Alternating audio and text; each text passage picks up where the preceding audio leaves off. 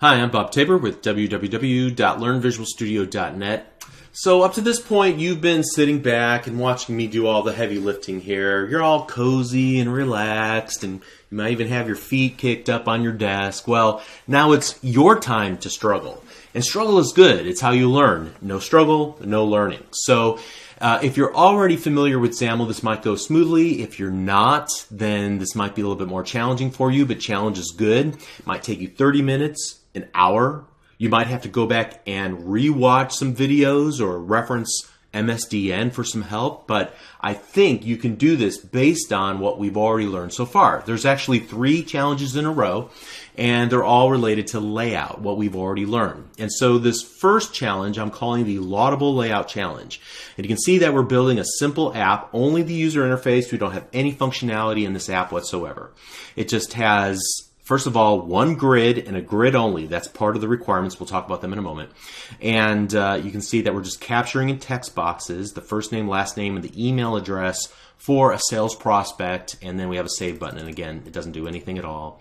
But you can kind of get an idea of the layout here as I kind of move this around. You can see that there's one column here, there's a second column that holds the text boxes, and then a third column here that just has some padding. You can also see there's a number of rows, so I'm going to let you figure that out. Let's talk about each of the requirements. First of all, you can only use a grid control. Secondly, this is more of a tip. Whenever I was designing the application, I used the designer of a 5-inch phone, 1920 by 1080, 300% scale. The large text block here at the top is 48 points, so make sure you use that. Most of the margins that you see here on the left and here between this top text block and all the rest of the text boxes, they're either 10 pixels or 20 pixels. I'll let you figure that out.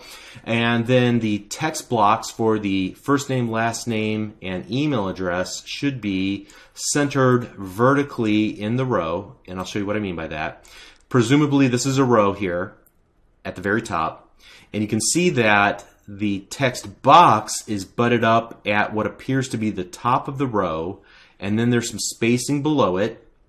And if you were to kind of use your mouse cursor and trace along, you can see that the text block in the leftmost column is centered between the top line of the text box and the start of the next text box in the next row. Okay, so figure out how to do that.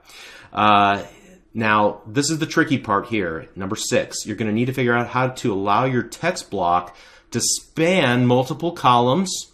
All right, so when you have a need to tell the grid how to do something, what do you use?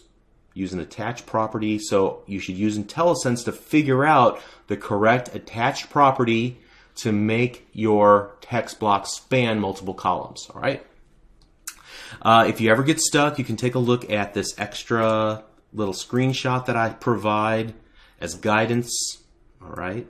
And that's in a file named UWP-011-screenshot.png. And here's the part that's important. First of all, you should attempt to solve this without my help whatsoever. Now, if you get stuck, I don't want you to struggle too much and get frustrated. Watch enough of the solution video, the very next video, to get unstuck, and then continue to move forward on your own to the extent that it's possible.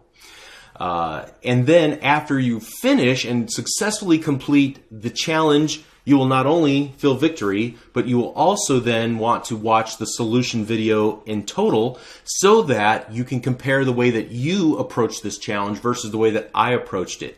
Maybe you have a more elegant way of approaching something than I did. Maybe I use a different technique than you did. So you can compare and contrast, and hopefully by doing that, learn a little bit more.